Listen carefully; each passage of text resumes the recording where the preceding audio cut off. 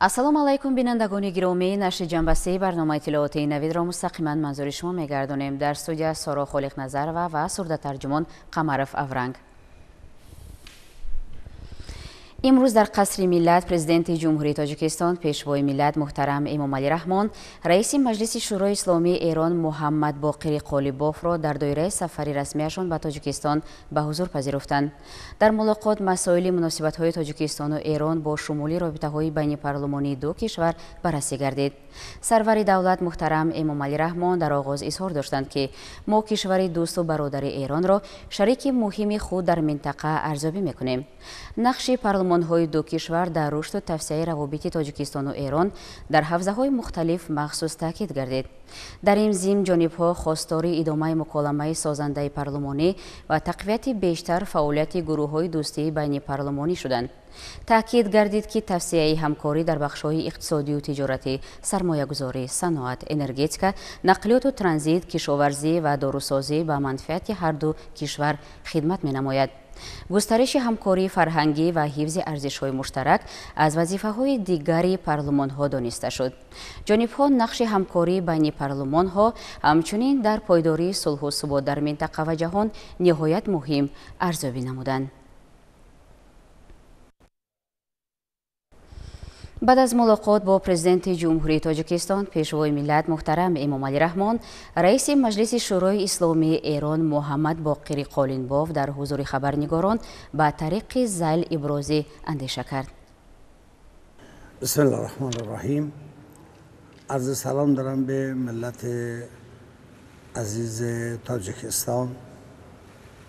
توفیقی بود برای من که به دعوت رؤسای مجالس تاجیکستان برای شرکت در یک نشست بین‌المللی پارلمانی به مناسبت 30مین سالگرد قانون اساسی در کشور دوست و همسایه ما تاجیکستان شرکت بکنم. از این فرصت فراهم شد که نشست‌های مفصلی رو با رؤسای مجالس و با ریاست محترم جمهوری تاجیکستان جناب آقای امامعلی رحمان در توسعه مسائل اقتصادی، صنعتی و بحث ترانزیت و تجارت به طور خاص تاکید شد، مخصوصا در توسعه روابط در حوزه خدمات مهندسی، بحث‌های دانش بنیان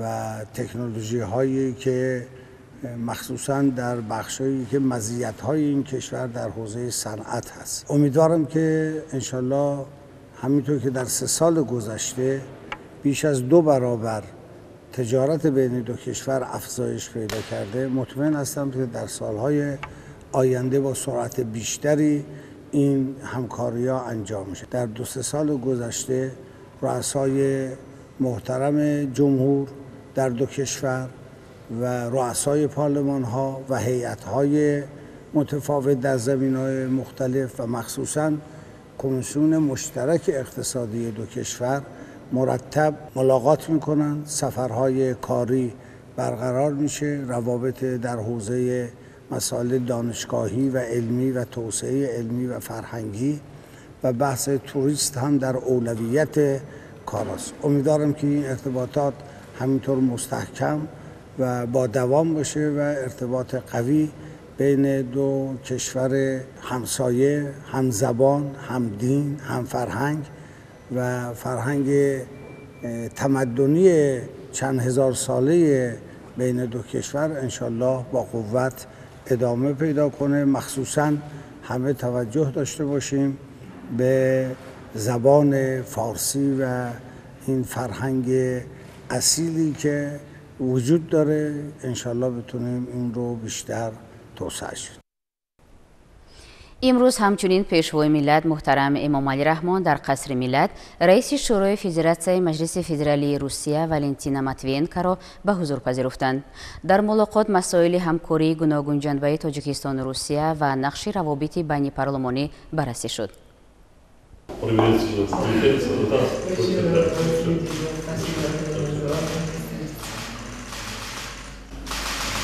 Многоуважаемая Валентина Ивановна, приветствую вас в солнечном гостеприимном Таджикистане. Я еще раз от всей души желаю вам приятного пребывания в нашей стране. Естественно, мы сегодня при нашей встрече будем обсуждать наши двусторонние вопросы. Торгово-экономические наше сотрудничество идет на очень хорошем уровне. Очень хорошо развиваются культурно-гуманитарные связи. Ну, естественно, успешно развивается и благодаря вашим усилиям парламентские связи. Вот. Готов обсудить с вами состояние и перспективы наших двусторонних отношений, а также некоторые международные интегральные вопросы. Приветствую вас. Спасибо огромное, глубоко уважаемый Эмомали Шарипович. Прежде всего, благодарю за возможность встретиться с вами, оказанную мне честь. Хочу поблагодарить за приглашение, за, как всегда, самое высокое гостеприимство, теплота, внимание, которое оказано российской делегации. Не могу вначале не удержаться, я 2,5 года не была в Душанбе. Слушайте, я не узнаю город, какое мощно получило развитие. Чистый, ухоженный, благоустроенный. Оставляет самое-самое сильное впечатление, что мне нравится, очень зеленый и много цветов. Это всегда для настроения людей очень важно. Вы недавно вернулись только из Москвы, участвовали в саммите глав государств, и, я думаю, еще раз убедились, насколько в России уделяют важное значение углублению, расширению наших союзнических, наших стратегических отношений с Таджикистаном. И мы очень рады, что они развиваются успешно по всем направлениям. Вы уже сказали, и торгово-экономической, инвестиционной сфере, гуманитарной. И в этом, конечно, прежде всего огромная заслуга лидеров наших государств, вас, глубоко уважаемый Эмомали Шарипович, Владимира Владимировича Путина. Вы задаете планку, вы ставите задачи, и это всех нас заставляет активнее работать, активнее сотрудничать. Очень хорошо развиваются связи между правительствами. Вот недавно в Душанбе прошла межправительственная комиссия по торгово-экономическому, научно-техническому сотрудничеству. Приезжал вице-премьер Хуснуллин. Был недавно визит генерального прокурора Российской Федерации. И сейчас большая парламентская делегация, очень представительная, в состав которой входят и губернаторы, и председатели региональных парламентов. Мы приехали по приглашению моего коллеги Рустамия Эмомали, с которым у меня сложились очень теплые, хорошие, дружеские и рабочие отношения. Мы провели сегодня уже 8-й по счету форум межрегионального сотрудничества. Вот дополнение всех тех мер, которые принимаются на государственном уровне, межрегиональное сотрудничество дополняет это взаимодействие и в экономическом плане, инвестиционном, гуманитарном. Сегодня уже более 70 субъектов Российской Федерации имеют связи с областями Таджикистана. И это сотрудничество каждый год носит все более предметный, конкретный характер, и интерес к нему растет. Это очень важно. И мы с моим коллегой Рустамием Эмомали оказываем всяческое этому содействие.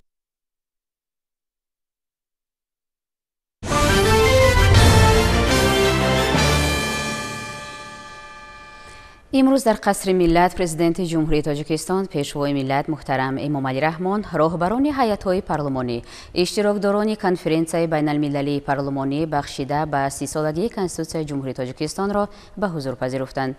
نخست سرور دولت محترم امامعلی رحمان راهبران هیئت‌های پارلمانی را به تاجیکستان خیر مقدم گفتند. پرزیدنت کشور محترم امامعلی رحمان در ملاقات اوید به قبول سندی مهم و تقدیرساز کنستیتوسیا و نقش آن در رشد پارلمانتاریسم دولتی صاحب استقلال تاجیکستان سخنرانی نمودند. پیشوای ملت قبول کنستیتوسیا را یکی از قدم‌های اولین و استوار جامعه ما در راه اصلاحات سیاسی و تحکیم استقلالیت دولتی تاجیکستان نامیدند. ذکر گردید که در سالهای اولی به دست آوردن استقلالیت کشور ما با مشکلات عظیم سیاسی، اجتماعی و اقتصادی و جنگ تحمیل شهروندی روبرو شد. дар чунин шароити мураккаб иҷлосияи таърихии 16 шӯрои олӣ ки роҳбарияти нави кишварро интихоб намуд ба ваҳдати миллӣ асос гузошта роҳро ба сӯи ҳаёти осоишта барқарорсозии сохти конститутсионӣ ва қонуният дар кишвари мо боз намуд, таъкид намуданд сарвари давлат. таъкид гардид ки конститутсияи нав аз тариқи райпурсии умуми халқӣ қабул шуда тоҷикистонро ба ҷомеаи ҷаҳонӣ ба сифати давлати мустақил, демократӣ, ҳуқуқи бунёд, дунявӣ ва ягона муаррифӣ кард. президенти кишвар муҳтарам Эмомалӣ Раҳмон нақши конститутсияи навро дар барпосозӣ ва рушди низоми комилан нави парламентаризми миллӣ муҳим арзёбӣ намуданд. гуфта шуд ки парлумони Тоҷикистон ба ҳамаи талаботи парламентаризми байналмилалӣ ҷавобгӯ буда дар арсаи байналмилалӣ фаъолона баромад мекунад ва пайваста робитаҳоро бо парлумонҳои кишварҳои дигар мустаҳкам менамояд. ба иштирокдорони мулоқот муроҷиат карда пешвои миллат муҳтарам Эмомалӣ Раҳмон изҳор доштанд ки кишварҳои шумо низ дар сафи шарикони наздик боэътимод ва боварибахши мо қарор доранд. зимни суханронӣ сарвари давлат муҳтарам Эмомалӣ Раҳмон ҳамчунин оид ба ҷанбаҳои муҳими ҳамкории кишварҳо аз қабили робитаҳои башарӣ дар асоси умумияти фарҳангиву таърихӣ андешаронӣ намуданд. таъкид карда шуд ки мақомоти қонунгузории кишварҳои мо метавонад барои инкишофи созандаи ин раванд мусоидати ҷиддӣ намояд. сарвари давлат иброз доштанд ки тавассути гурӯҳҳои дӯстии парлумонӣ имрӯз Тоҷикистон бо зиёда аз 80 парлумони кишварҳои хориҷӣ ва созмонҳои байналмилалии парлумонӣ робита барқарор намуда онҳоро рушд дода истодааст. аснои суханронӣ ба ҳамкории парлумонҳо дар доираи ниҳодҳои байналмилаливу минтақавӣ таваҷҷӯҳ зоҳир намуданд. дар робита ба вазъи мураккаби ҷомеаи ҷаҳонӣ президенти кишвар ҳамкории зичро барои ҳифзу таҳкими сулҳу субот ва таъмини некуаҳволии мардумони кишварҳои мо зарур шумориданд. дар фароварди сухан сарвари давлат муҳтарам Эмомалӣ Раҳмон бо итминон изҳор доштанд ки чорабиниҳои имрӯза барои муайян кардани уфуқҳои нави шарикии васеъи кишварҳо хидмат хоҳад намуд. имрӯз дар шаҳри Душанбе бо иштироки раиси Маҷлиси Миллӣ, Маҷлиси Олии Ҷумҳурии Тоҷикистон, раиси шаҳри Душанбе муҳтарам Рустами Эмомалӣ ва раиси Шӯрои Федератсияи Маҷлиси Федералии Федератсияи Русия муҳтарам Валентина Матвиенко ҷаласаи пленарии форуми 8-уми байнипарламентии Тоҷикистон Русия нерӯи ҳамкории байниминтақавӣ доир гардид. гузориш дар ин бора. имрӯз дар шаҳри Душанбе бо иштироки раиси Маҷлиси Миллии Маҷлиси Олии Ҷумҳурии Тоҷикистон, раиси шаҳри Душанбе муҳтарам Рустами Эмомалӣ ва раиси Шӯрои Федератсияи Маҷлиси Федералии Федератсияи Русия Валентина Матвиенко форуми 8-уми байнипарламентии Тоҷикистон Русия афзалияти ҳамкории байниминтақавӣ доир гардид. дар форум самтҳои калидии стратегии ҳамкории ду давлат инчунин доираи асосии ҳамкории байнипарламентӣ мавриди баррасӣ қарор дода шуд. иштирокчиёни форум ба ин чорабинӣ ҳамчун воситаи муассири густариши ҳамкорӣ аҳамияти хоса зоҳир намуданд. ба рӯзномаи форум мавзӯъҳо вобаста ба бахшҳои маъмултарини ҳамкорӣ, робитаи тиҷоративу иқтисодӣ, иҷтимоӣ, фарҳангӣ, гуманитарии Тоҷикистон ва Русия дохил гардида аз ҷониби иштирокчиён мавриди муҳокима қарор дода шуд.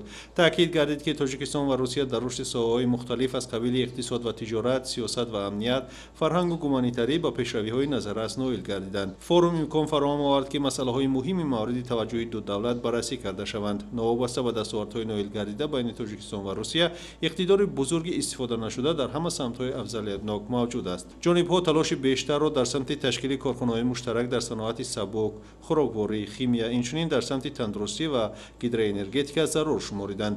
байни Тоҷикистону Русия инчунин имконоти хеле хуб барои мубодилаи савдои дуҷониба вуҷуд дорад. истифодаи сармоягузорӣ барои рушди соҳаи алоқа низ муҳим шуморида шуд. форуми мазкур дар фазои ҳусни тафоҳум ҷараён гирифта бо натиҷаҳои назаррас ба анҷом расид.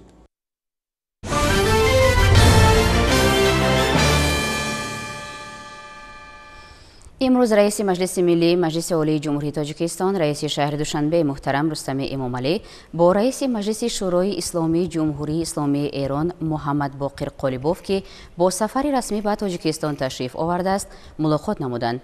зимни суҳбат ҷонибҳо масъалаҳои рушду тавсеяи муносибатҳои Ҷумҳурии Тоҷикистон ва Ҷумҳурии Исломии Эрон аз ҷумла робитаҳои судманди байнипарлумониро мавриди баррасӣ қарор доданд.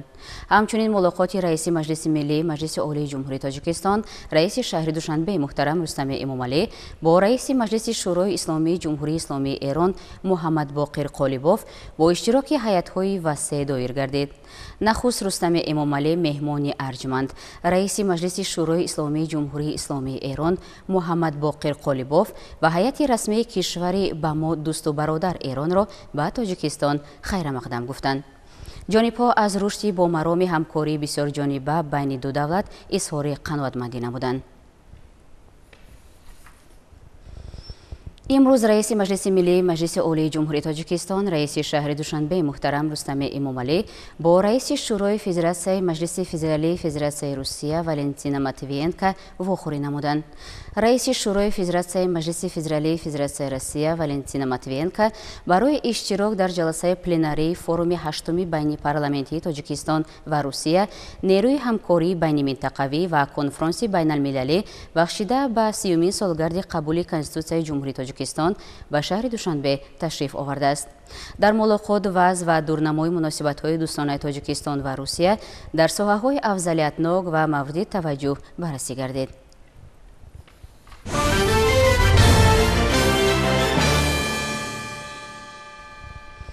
امروز همچنین رئیس مجلس نمایندگان مجلس عالی جمهوری تاجیکستان محمد طاهر زاکرزاده با رئیس مجلس شورای اسلامی جمهوری اسلامی ایران محمد باقر قالیباف ملاقات نمود که ضمن آن جانب‌ها مسئله گسترش همکاری بین پارلمانی را بررسی نمودند. در ملاقات تاکید شد که گسترش مناسبت‌های دوستانه و همکاری متقابلا سودمند با جمهوری اسلامی ایران یکی از سمت‌های اولویت‌ناک سیاست خارجی جمهوری تاجیکستان به حساب می‌رود. مجلس نمایندگان مجلس عالی جمهوری تاجیکستان به همکاری پرمحصول و سودمند با دولت برادر جمهوری اسلامی ایران توجه خاص ظاهر نموده توسط گروه‌های دوستی پارلمانی مسائل‌های مربوط به قانونگذاری، گسترش رابطه‌های اقتصادی و دیگر مسائل‌های مهم را مورد حل قرار می‌دهد.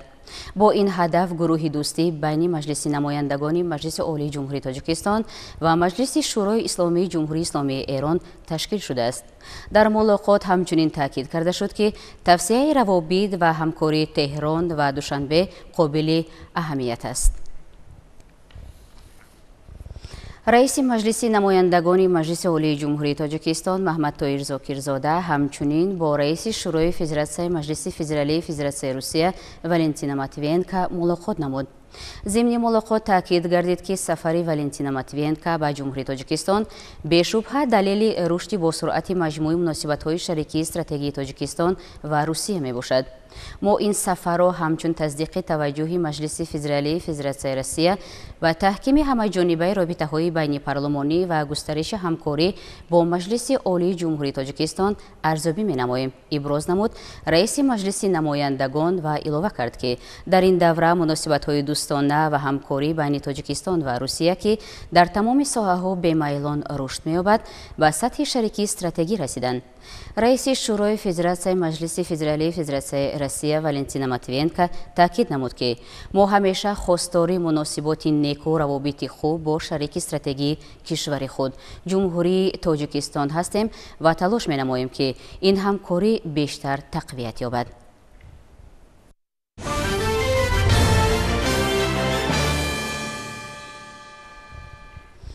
در ناحیه دنغره کنفرانسیای حساباتی انتخاباتی کمیته اجرایی حزب خلقی دموکراتیک تاجیکستان در ناحیه دنغره برگزار گردید که در آن مهمترین پهلوهای فعالیت تشکیلات‌های ابتدایی حزب مورد بررسی قرار داده شدند.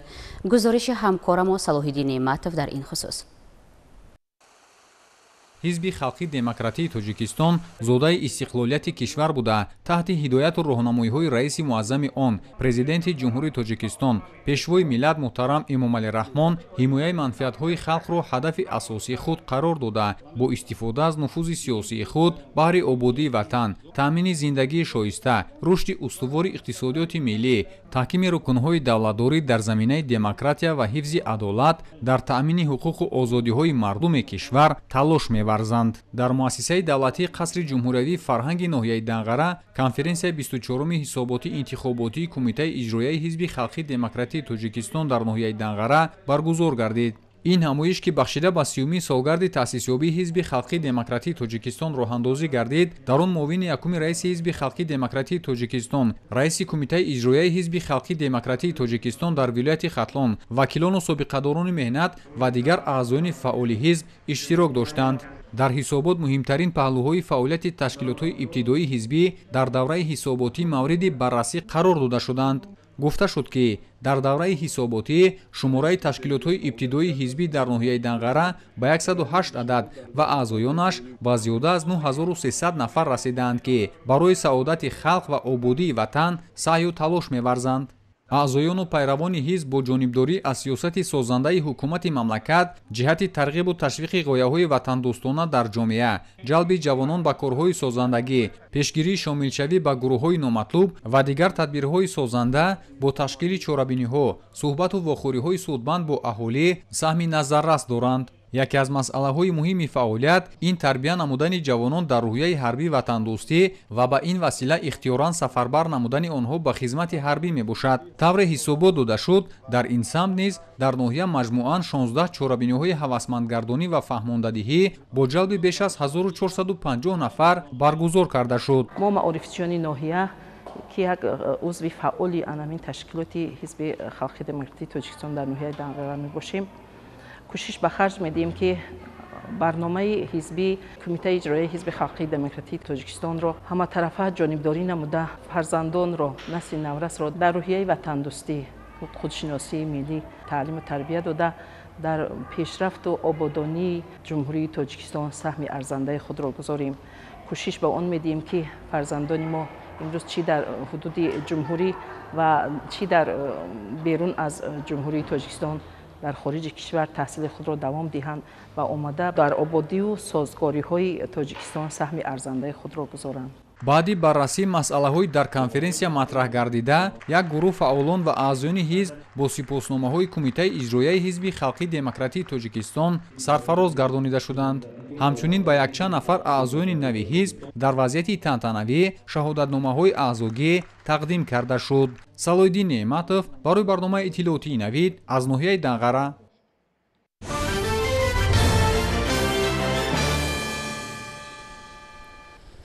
роҳбарияти кумитаи кор бо занон ва оилаи назди ҳукумати ҷумҳурии тоҷикистон дар ноҳияҳои Сангвор ва Нуробод бо фаъолон мулоқот анҷом доданд. ҳифз ва нигаҳдошти фарҳанги миллӣ, рушди ҳунарҳои мардумӣ, самаранок истифода бурдани грантҳои президентӣ, пешгирии зӯроварӣ дар оила ба таҳсил фаро гирифтан ва омода намудани ҷавондухтарон ба ҳаёти мустақилона ва пешгирии омилҳои номатлуб дар ҷомеа аз масъалаҳое буданд, ки дар ин вохӯриҳо баррасӣ шуданд. کنیم که در دوره 70 سال شوروی ما چی داشتیم؟ در ناحیه سنگبار وخوری رئیس کمیته کار با زنان و اولیای نزد حکومت جمهوری تاجیکستان با فعالان ناحیه سنگبار برگزار گردید. در وخوری رئیس کمیته کار با زنان و اولیای نزد حکومت جمهوری تاجیکستان باید به حفظ و نگهداشت فرهنگی ملی، زوراوری در اویلا، پیشگیری جوانان به حزب و حرکت‌های ارتجاعی، از دست ندادن زیرکی سیاسی، بلند برداشتن سطح معرفت‌نوکی نسل نورس سخنرانی نمودند. در واقع قید گردید که آموختن علم و دانش و از خود نمودن کسب و هنر از طرف نورسان و جوانان خصوصا دختران یکی از سمت‌های مهم دولت و حکومت جمهوری به حساب می‌رود. از اشتراکیان دعوت کرده شد که در تبلیغ و مؤثرگردانی لباس ملی که آن یکی از وسیله‌های شناخت ملت در جهان است سهمگذار باشند. در جنبش با فعال زنان ناحیه سپاسنامه کمیته کار با زنان و اولیای نزد حکومت جمهوری تاجیکستان تقدیم کرده شد. چنین واقعی در تالار مقامات اجرایی حکومتی دولتی ناحیه نوروباد با فعالان ناحیه برگزار گردید. در واقعی پیرامون هدف‌های حکومت جمهوری در شرایط اوضاع سیاسی و داخلی کشور دورنامه رشد ساحه خواجگی خلق مملکت سخنرانی نموده، از جمله قید نمودند که حکومت جمهوری در مد اول برای بلند برداشتن سطح نکه‌حالی مردم رشد ساحه خواجگی خلق مملکت تدبیرهای ضروری را راه‌اندازی می‌نمایند. در ملاقات اینچنین اوید به دستاوردهای دوران استقلالیت، رواج و رونق یافتن کارهای سازندگی و آبادانی از جانب جوانان، آبادانی وطن، شکرگزاری از صلح و ثبات کشور، تربیت نسل جوان در روحیه مهر و محبت به وطن، از خود نمودن کسب و کارهای زمانوی، پیشگیری نمودن هر گونه عملهای نامطلوب در جامعه، اندیشه‌های سودمند بیان گردیدند. ضمن سخنرانی‌ها برآمدکنندگان ذکر نمودند که بهر در عمل تطبیق نمودن دستور سپارش‌های حکومت جمهوری سکنون ناحیه دست جمعانه تمام سعی کوشش خود را روانه می‌سازند. در جنب است با فعال زنان ناحیه سپاسنامه کمیته کارگزاران و اولی نزد حکومت جمهوری تاجیکستان تقدیم کرده شد.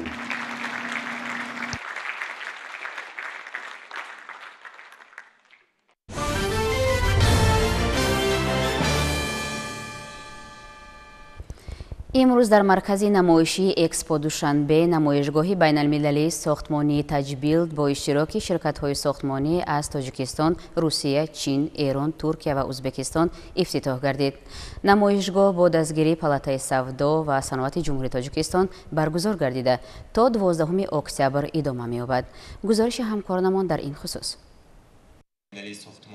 سال سوم است که در شهر دوشنبه نمایشگاه بین المللی ساختمانی تجبیل راه اندازی گردیده اشتراکچیان در آن امکانیت و اقتدار و ظرفیت‌های خود را به نمایش می‌گذارند. ضمن افتتاح نمایش مسئولین یکی از هدف‌های اساسی برگزاری تدبیر مذکور را در دوشنبه معرفی اقتدار شرکت‌های ساختمانی و تحکیم همکاری میان شرکت‌های ساختمانی وطنی و خارجی ارزیابی نمودند. گفته شد که راه اندازی نمایشگاه مذکور همکاری‌های نو را در ساحه سودا میان شرکت‌های با نفوذ خارجی رشد بخشیده در این زمینه محصولات ساختمانی و آرایشی، تجهیزات و خدمت‌رسانی‌های ساختمانی را به بازار پیشکش می‌نماید. کارخانه ما از سال 2023 با فعالیت خود را به کار شروع نموده است که با کارخانه از 4 کارگاه بزرگ استحصالی عبارت بوده. در آن 16 قسم‌های استحصالی و زیاده از 100 نامگوی محصولات‌ها را استحصال می‌نماید. استحصالات کارخانه با تمام استانداردهای جهانی جوابگو است. صفت محصولات کارخانه در کارخانه ما لیفت ها، صابخانه های برقی و درهای آهنی که وزنشان زیاده از 100 کیلوگرم را تشکیل میدهند، یعنی با طلبات صفت های بلند استحصال می‌نمایند. نمایشگاه بین المللی ساختمانی تجبیل با مقصد رشد ساحه ساختمان و معماری و صنعت در دایره سالهای رشد صنعت اعلان گردیدن سالهای 2022-2026 در جمهوری تاجیکستان و اجرای دستور و سپارش‌های پیشوای ملت محترم امامعلی رحمان جهت رشد ساحه ساختمان و معماری با ابتکار اساسیات شرکت تجبیل در همکاری با پالاتای سودا و صنعت جمهوری تاجیکستان گذرانیده می‌شود. ما در این نمایشگاه محصولات یک از شرکت‌های پیشقدم دنیا که میده است، این کانتینرها، سیستم کانتینرهای عادی برای خانه، حوله، کارخانه‌ها، سیستم ویریف و چیلر و دیگر نمود تجهیزات‌هایی که شرکت میده استحصال میکند پیشنهاد نمودیم. هدف از اشتراک در این نمایشگاه از آن عبارت است که محصولات شرکت میده را با اهالی جمهوری تاجیکستان و شرکت‌های ساختمانی پیشقدم تاجیکستان شناس نموده در آینده آنها را با این محصولات نو و پیشقدمی دنیوی تامین نمودند. نمایشگاه از 6 بخش محصولات ساختمانی و آرایشی، معماری و آرایشی، ساختمان منزل‌های نزد شهری، کمیونیکاسی‌های مهندسی و تجهیزات، تکنیک‌های مخصوص، مکانیزم‌ها، اسباب‌ها، لباس‌های مخصوص صحوی و مالکیت غیر معقول عبارت بوده در سطح بلندی تشکیلی گذرانیده شد. مقصد اساسی برگزار کردن این چهاربینی پیش از همه این فراهم ساختن امکانیت‌ها و امکانیت‌ها برای صاحبکاران وطنی و مال استحصال کنندگان و صاحبکاران در ساحه ساختمان برای شناسایی پیدا نمودن با مال و محصولات‌های زمانوی در ساحه ساختمان. باید قید نمود که اشتراک در نمایشگاه این یک خود میدان خوب و یک امکانیت خوب برای پیدا نمودن شناسایی و دریافت شریک و پیشنهاد خدمت‌رسانی خود یا که محصولات خود میباشد. برگزاری نمایشگاه بین المللی ساختمانی تجبیل در حال است که طبق نقشه گنرالی شهر دوشنبه در پایتخت ده‌ها بناهای معموری و استقامتی، مرکزهای تجارتی و فراغتی، گیپرمارکت‌ها، قصرهای فرهنگ، تئاتر، مکتب و شفاخانه‌ها، میدان‌های ورزشی، تندرستی و باغچه‌های کودکانه با طرح معماری معاصر و ملی بنیاد می‌گردند و این نمایشگاه میدان بزرگ امکانیت برای برقرار نمودن رابطه‌های تجارتی و تبادل تجربه با نمایندگان کشورهای خارجی خواهد بود.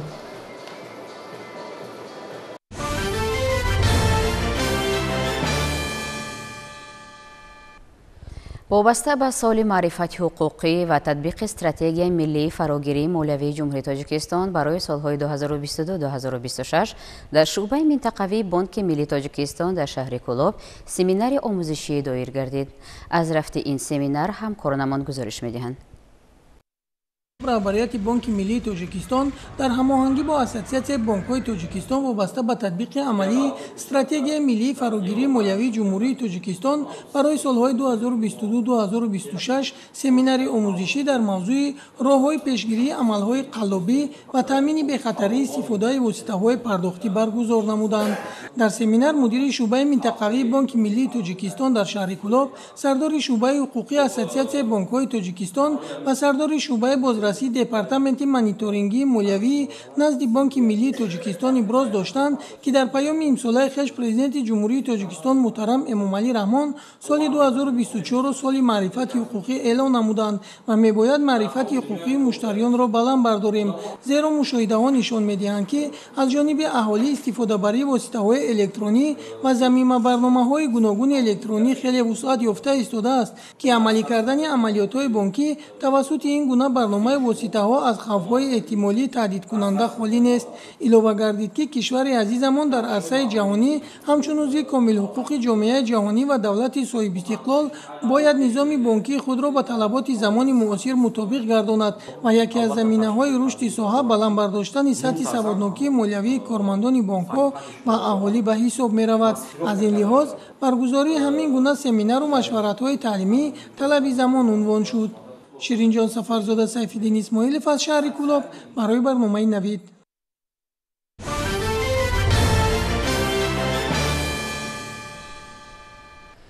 در جمعیت سهامی کشاده شبکه‌های تقسیماتی برق در شهر اصفهان کارهای آمادگی به زمستان سالهای 2024-2025 ادامه دارند. تأمین کاری با اعتماد انشاءات انرژتیکی، کم کردن تلفات تکنیکی برق و با برق خوش‌صفت تأمین نمودن اهالی از زمره تدبیرهایی است که در چهارچوبه کارهای آمادگی به زمستان سامان داده می‌شوند. شرح بیشتر در گزارش نوبتی برنامه.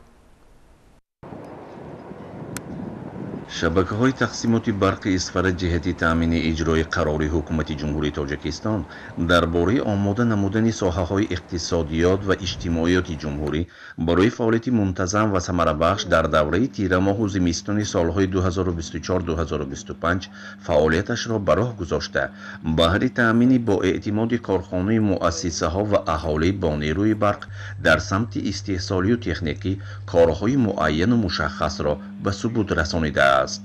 با در نظر داشتی مشکلی‌های در موسم تیر ماه و زمستان سالهای 2023-2024 پیش آمده در قطعه‌های از نظر به عمل آمدن صدمه آسیب پذیر جهت کم نمودن تلفات نیروی برق ناقل‌های سیرباری خط‌های انتقال برق عوض کرده شدند.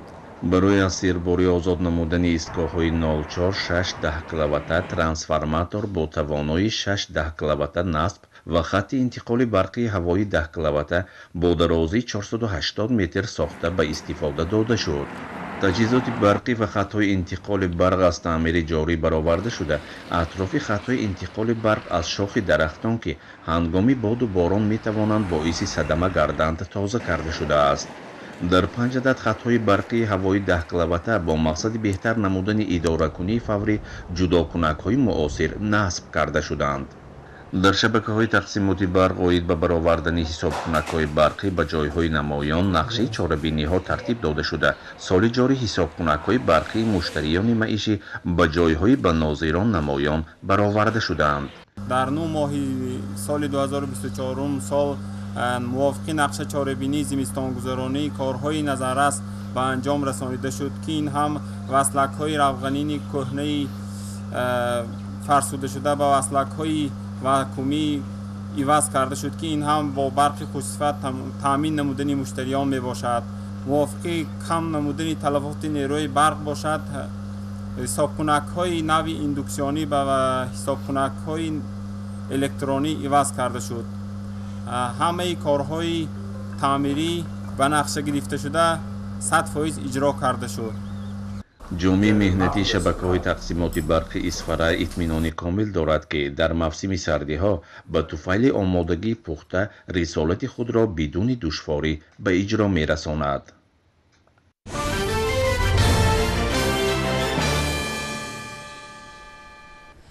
имрӯзҳо дар шаҳру навоҳии вилояти хатлон ҷамъоварии маҳсулоти кишоварзӣ васеъ ба роҳ монда шудааст.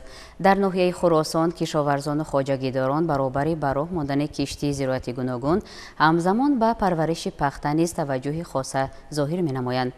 соли равон хоҷагидорон дар масоҳати 4280 гектар замин навҳои хушсифати пунбадона киш намуда буданд ки айни замон ҳосили онро ҷамъоварӣ мекунанд. гузориши ҳамкорнамон муҳаммадризо шарифзода ва толибҷон сайфов дар ҳамин бора омода шудааст. дар ноҳияи Хӯросон бо мақсади саривақту беталаф ҷамъоварӣ намудани ҳосили пахта тадбирҳои зарурӣ андешида шуда имрӯзҳо саҳмдорони хоҷагиҳои деҳқониву кооперативҳои тиҷоратӣ ғунучини пахтаро вусъати тоза бахшида истоданд. Пахтакорӣ яке аз самтҳои афзалиятнок ва сердаромади соҳаи кишоварзӣ ба ҳисоб меравад. ҳамзамон дар таъмини пурраи корхонаҳои саноатӣ дар мамлакат бо ашёи хоми ватанӣ мусоидат менамояд. тавре масъулин иттилоъ доданд, нақшаи пешбинишудаи дурнамои пахта дар ноҳия 10280 тоннаро дар бар гирифта, аз ин шумора то имрӯз 1546 тонна ҷамъоварӣ ва вориди корхонаҳои коркарди пахта гардидааст, ки ин 15% нақшаро ташкил медиҳад. дар ҳудуди ноҳияи Хӯросон 11480 гектар замин мавҷуд мебошад. аз он ҷумла 4280 гектар замин пахта ташкил медиҳад. айни замон ҷамъоварии пахта оғоз гардидааст. дар ҳудуди ҷамоатҳои мақсад ҷамоати айнӣ, ҷамоати ғалобод, ҷамоати қазирқала ва ҷамоати ҳилолӣ ҷамъоварии пахта идома дорад. маврид ба зикр аст ки иқлим ва боду ҳавои ноҳияи Хӯросон баҳри кишту парвариши дилхоҳ зироату сабзавот мувофиқ буда, сол аз сол сокинони меҳнатқарини ин минтақа бо ба роҳ мондани қоидаҳои дурусти агротехникаи парвариш ба натиҷаҳои баланди меҳнатӣ ноил гардиданд. тавре худи кишоварзон иброз медоранд, имсол низ нашъу намо ва ҳосили пахта хуб буда, умед аст ки дар муҳлати муайян гардида аз иҷрои босифати пахтасупорӣ мебароянд.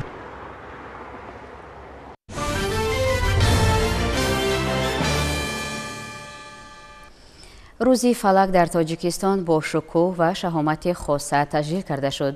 аз ҷумла бо баргузории як чорабинии фарҳангӣ ҳайати устодону донишҷӯёни консерваторияи миллии тоҷикистон ба номи Талабхоҷа Сатторов ин рӯзро ҷашн гирифтанд. дар ин тадбири фарҳангӣ донишҷӯён барномаи таҳия намудаи худро бо иҷрои қисми созии мусиқии суннатии фалак пешниҳоди ҳозирӣ намуданд. гузориши ҳамкорнамон дар ин хусус.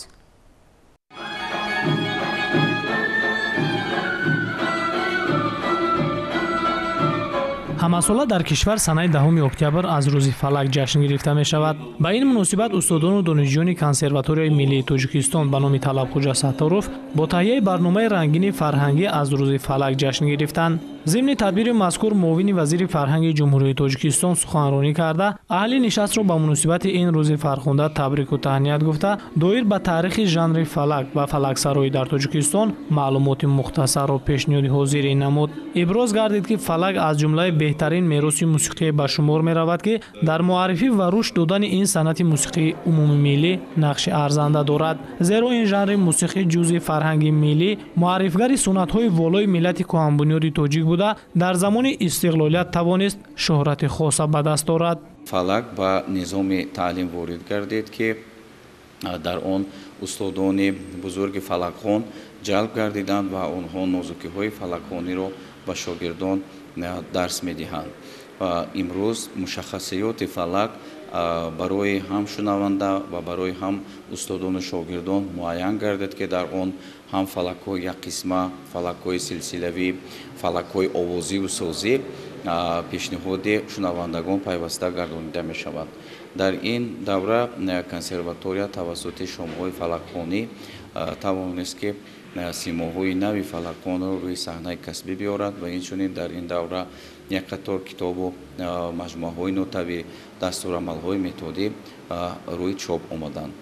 ин жанр яке аз жанрҳои қадимтарини халқи тоҷик мебошад ва дар қатори мусиқии классикии шашмақом фалак низ аз тарафи юнеско ҳамчун мусиқии ғайримоддӣ қабул шудааст ва консерватория яке аз таълимгоҳҳое ки фақат сирф ва мусиқии классикӣ сарукор дорад ва дар факултети мусиқии суннатии тоҷик ин ду жанр омӯзонида мешавад. фалак аз зумраи ганҷинаҳои бебаҳое мебошад, ки аз қаъри асрҳо то замони мо ҳамчун мусиқии классикии ниёгонамон ба мерос монда, рушди он дар ин давраи таърихӣ эҳтиром ба гузаштаи пурифтихори миллӣ аст. Бо таваҷҷӯҳ ба ин иттилоъ дода шуд, ки дар консерваторияи миллии Тоҷикистон барои тайёр кардани мутахассисони фалаксаро таваҷҷӯҳи хоса зоҳир карда шуда, дастпарварони ин муассисаи олӣ имрӯзҳо муаррифкунандаи фарҳангу санъати миллати тоҷик мебошанд.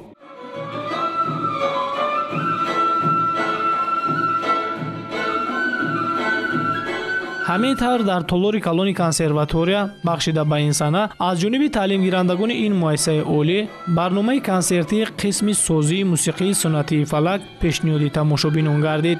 طبق نقشه چهاربینی در اینجا از جانب استادان و دانشجویان 9 نمره کنسرتی با کسبیت بلند اجرا گردید. هنر شاگردان این بارگاه هنر از جانب حاضرین با خرسک‌های بردوام پذیرفته شد.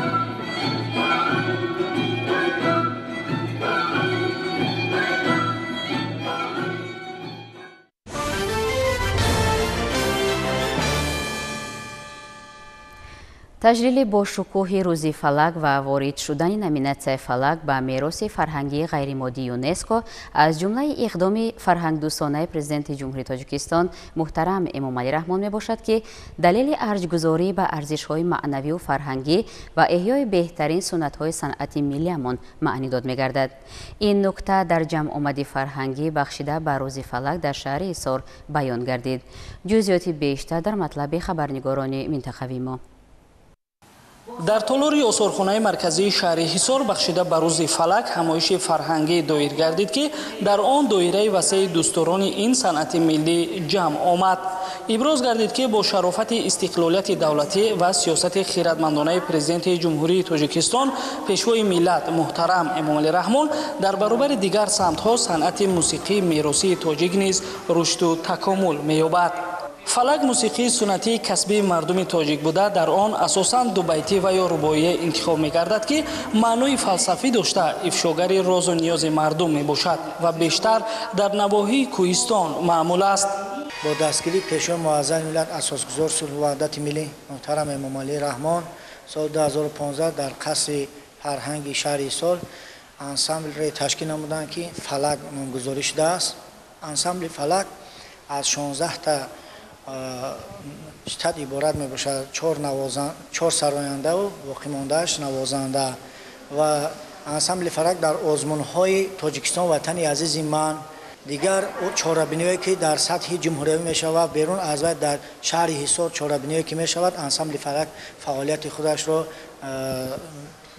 پیشنهاد می نماید. شعر و ترانه‌های در وسط وطن و تاجیکستان پیشنهاد می نماییم. همزمان با اظهار خوشنودی بیان شد که موسیقی مردم تاجیک فلک سال 2021 به فهرست میراث فرهنگی غیرمادی یونسکو وارد گردید. آن من بعد همچون میراث گرانبهای فرهنگی از جانب این سازمان با نفوذ جهانی حفظ خواهد شد. امروز فلک جشن بزرگ دارد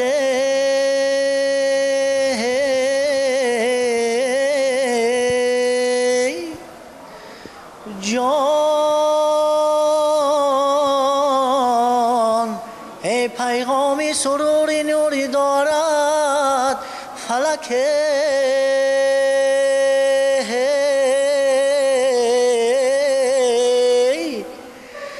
یه گفتم بیرم پیش فلک گریه کنم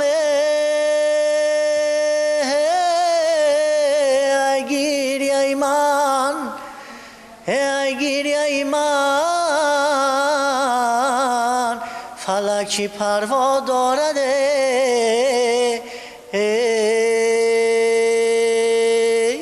در ادامه یک زمره هنرمندان شهر برای خدمت‌های نظررس نائل گردیدن به دستاوردهای پرثمر مهنتی سهم ارزنده گذاشتن در رشد ساحه فرهنگ با سپاسنامه و افتخارنامه مقامات اجرایی حکومت دولتی شهر حصار سرفراز گردیدند.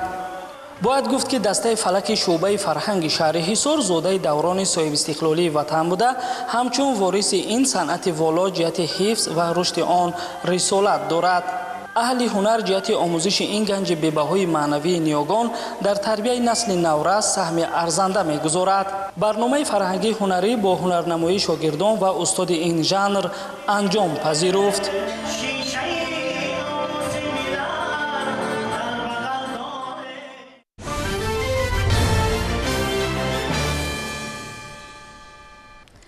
ҷаҳонӣ шудани фалак шавқу ҳаваси сокинон бахусус ҳунармандону санъаткоронро ҷиҳати рушд додани ин санъати волои миллӣ бештар намуд. қаҳрамони гузориши навбатии мо сокини шаҳраки заҳматободи ноҳияи восе ҳошими тоҷиддин аз зумраи нафаронест ки ба ҷаҳонӣ шудани фалак итминони комил дошт. аз базми фалак сидқу сафо мемонад اندر دلی ما مهر و وفا میماند. ҳошими тоҷиддин фалак мехонад. дар хонаи ӯ барои фалаксароӣ дутору дафу таблак ҳамеша ҷур аст. садои форами овози ҳошим бо навои дутору даф ба дили одамон роҳ ёфта сол то сол мухлисони ин жанри мусиқӣ дар шаҳру навояҳо зиёд мегарданд. бо ҳунари фалаксароӣ ҳошимро акнун на танҳо дар шаҳраки заҳматободи ноҳияи восе балки дар миқёси ҷумҳурӣ мешиносанд. вақте ки мо дар армия рафтем дар уҷа консерти международный консерт шид дар уҷа ма баромад кардам ай уҷа омадам ина ай соли ай аскарӣ омадагӣ ма 20 солае ки ма овозхони фалакам. таги чойлоби токи саҳни ҳавлӣ бо манзараи табиати рангин пур аз ангуру маҳсулотҳои деҳқонӣ бо заҳмати ҳошим ба самар расида ҳамроҳ бо амаки раҳматулло бо шукргузорӣ аз тинҷию ободии кишвари азизамон тоҷикистон онҳо ҳама рӯза фалак мехонанд. фалак чӣ дод? ин фалак як панд ҳикматаи фалак зиндагияи фалак дардаи эҷодкорое ҳаста ки дар хидди ҳамин ҷодаи ҳамин соҳаи фалак навигариҳо ҳатто ба вуҷуд оварданд. фалакро мана аюбӣ мехонад дар васфи падар. бинед ки ритму равиши ҳамун суруд дарди дил аст. ба воситаи фалак мисол ба мухлисон пешкаш мекунад. падар аз шавқи дил дар кӯдаки дасти писар гирад ба умеде ки дар пири писар дасти падар гирад. ҷаҳонӣ гаштани ин жанри санъати мусиқии миллӣ завқи ҳошимро ба фалак боз ҳам зиёд гардонид. акнун дар ин оила садсолаҳо овози ин мусиқии миллӣ садо хоҳад дод. комронҷон бачам дар ансамбли фалак кор мекуна, консерваторияро хонд буд кард. ина писараш ина алакай тавлак мезана билолҷон пайравӣ падаршай комрон пайравӣ падараш пайравӣ мара кардак. бо хондани фалак ҳошим ба гирд овардани созҳои миллӣ машғул аст. аз дутору дафу таблак якчанд адад ҷамъ овардааст. ана ин дутор мегӯяд ки аз устод одина ҳошим ба ӯ ёдгор монда ҳамеша рӯи даст аст. аз синни хурдим пур ма шодравон одина ҳошима гӯш мекардам ба тамоми ҳиссиёт. дар вақте ки одина ҳошим ягон баромади телевизор ё хо радио мекард ҳаракат мекардам ки одина ҳошима гӯш кунам ва тамошо кунам. пур завқи баланди одинаи ҳошим дорам. гузориши хоҷа назрив худойназар зуҳруф аз ноҳияи восе барои барномаи иттилоотии навид.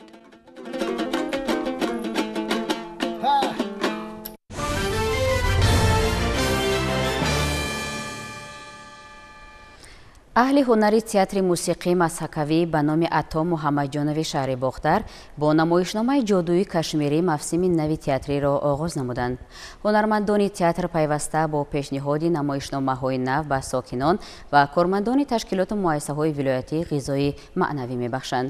ҳамин аст ки аҳли ҳунар талош меварзанд асарҳоеро интихоб ва ба рӯи саҳна гузоранд ки ҳаётан муҳиму пандомез бошанд.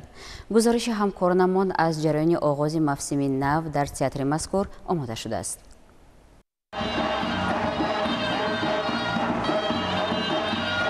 ҳунармандони театри вилоятии мусиқии мазҳакавӣ ба номи ато муҳаммадҷонови шаҳри бохтар мавсими нави театриро дар фазои идона зери навои оҳангу мусиқӣ оғоз бахшиданд. чун театр тарғибгари ғояҳои баланди инсонӣ, таҷассумгари ҳаёт, нерӯбахши эҳсоси хештандорӣ, ҳидоятгари ҷомеа ба роҳи рости зиндагӣ маҳсуб меёбад. аҳли эҷод дар ин рӯз намоишномаи наверо бо номи ҷодуи кашмирӣ ки мазмуну характери тарбиявиро доро мебошад манзури тамошобинон гардониданд. گرفته باشد میتواند از قابلیت مردی معلوم سازد یا بکشد. اگر شما کوکب آور گردید دعای من با شما فقط رسید یک میراث یادآور می‌شویم که هنرمندان تئاتر ما 78مین موسم نوی تئاتری را گذراندند و در حقیقت نمایشنامه بسیار هم با یک نگاهی نو، با یک دیدی نو روی صحنه گذاشته شده بود که بیننده را بسیار هم به خود جلب میکرد و باعث افتخار است که امروز زیر سیاست خیرتمندانه پیشوای معظم ملت ساحه تئاتر سال تا سال رشد میکند و در زمینه سیاست فرهنگ پرورانه و تئاتر دوستی پیشوای معظم ملت ما هنرمندان پیوسته تلاش می‌ورزیم که نمایشنامه‌های خوب و دیدنی و تربیوی را روی صحنه بیاریم و امروز هنرمندان ما چون با این نمایشنامه موسم نوی تئاتری را آغاز کردند، موضوع نمایشنامه بسیار موضوع خوب است، داغی روز است، یعنی که راست قولی باید باشد، در اینجا دروغگویی، خیانت به عائله، در کارگاه، یعنی که تمام خصلت‌های انسانی در اینجا در این نمایشنامه یعنی که گفته شده است و نمایش داده می شود و فکر میکنم که بیننده عزیز نیست از تماشای نمایشنامه که اون کمبودی‌هایی که در صحنه هنرمندان میکنند و یعنی که اون روزگار مردم است و از این نمایشنامه دیدن باید بکنن که یعنی که به همین کارها دست نزنند. نمایشنامه مذکور از روی اثر جمعه قدوس در کارگردانی بهرام قربانزاده و کرامت‌الله سفرов در ژانر مسحکه تهیه گردیده. نقش‌ها را هنرمندان تئاتر فردوس توردیعلی، دلافروز سعید و فیضعلی حسنов، عزیزجان سیف‌اللهов، آیمگل دولتزاده، بهادر شریفов و کاملجان بابیов با یک مهارت بلند کسب نقش خود را در ابرازهایشان در سطح بلند اجرا نمودند که از طرف دوستداران تئاتر خوب پذیرفته شده. هر یک با یک صمیمیت خاص تماشا کرده از هنرنمایی اهل ایجادی تئاتر به خود سبق می آموختند. دوست صاحب کمکم رو میبینم. میبینم شف ما.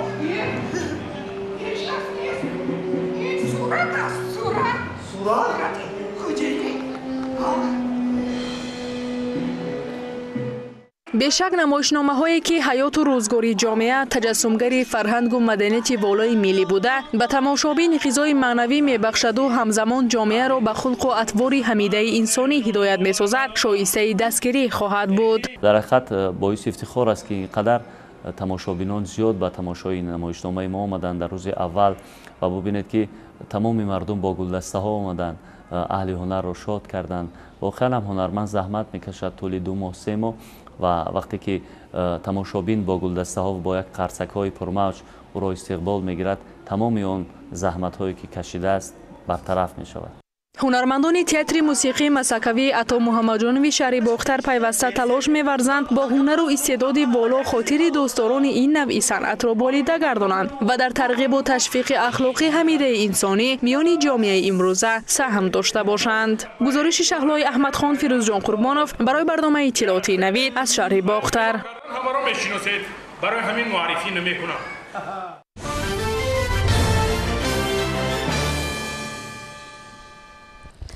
در دوره کارهای آبادانی بخشیده به روز کنستیتوسیای جمهوری تاجیکستان در دهه به نام سعدالله شریف جماعت دهات گلستان ناحیه واسه تالاری نوی ورزشی مورد استفاده قرار داده شد. گزارش همکاران ما از جریان مورد بهره برداری قرار گرفتن این انشاءات ورزشی آماده شده است. سنه 8 اکتبر در پیشروی جشن 30مین سالگرد قبول کنستیتوسیای جمهوری تاجیکستان و آمادگی‌ها به جشن 35 سالگی استقلال دولتی جمهوری تاجیکستان با مقصد جلب نورسان جوانان به طرز حیاتی سالم و گذراندن مشغولیت‌های تربیت جسمانی در شرایط مساوی مهیا با لوازمات‌های ورزشی در دهه به نام سعدالله شریف دهات گلستان ناحیه واسه نزد مؤسسه تحصیلات میانه عمومی رقم 37 تالار ورزشی مورد استفاده قرار داده شد. حکومت جمهوری تاجیکستان با سروری اساسگذار صلح و وحدت ملی، پیشوای معظم ملت، پرزیدنت جمهوری تاجیکستان محترم امام علی رحمان از روزهای نخست تشکیل خود و مکتب دقت کلان می‌دهد و در اساس همین دستور و هدایت‌ها آموزگاران مؤسسه تحصیلات میانه عمومی رقم 37 و طریق حشر یک تالار ورزشی که سالهای زیاد کار ناشایان بود تعمیر کرده به استفاده دادند که برای بلند برداشتن سطح و صفت دانش خیلی مساعدت میکند، چون که در هواهای گرما و سرما در مکتب ما درس‌های تربیت جسمانی گذراندن ممکن نبود ما миннатдории худро аз номи ҳамаи омӯзгорон ва шогирдони муассиса ба онҳое ки дар таъмири толори варзишӣ саҳми худро гузаронданд миннатдории худро баён мекунем. дар маросими кушодашавии иншооти мазкур раиси ноҳияи восеъ иштирок намуда дар ҷамъомади идона ва мулоқот бо сокинон дар бунёд ва аз навсозии толори варзишӣ саҳми соҳибкорони маҳаллиро баланд арзёбӣ намуд. дар ҳамин муҳит барои саҳм гузоштан дар корҳои ободонӣ ва бунёдкорӣ дар рушди деҳот якчанд нафар соҳибкорони маҳаллӣ бо сипосномаи мақомоти иҷроияи ҳокимияти давлатии ноҳия қадрдонӣ гардиданд. гузориши хоҷа назриф, худойназар зуҳуров аз ноҳияи восеъ барои барномаи иттилоотии навид.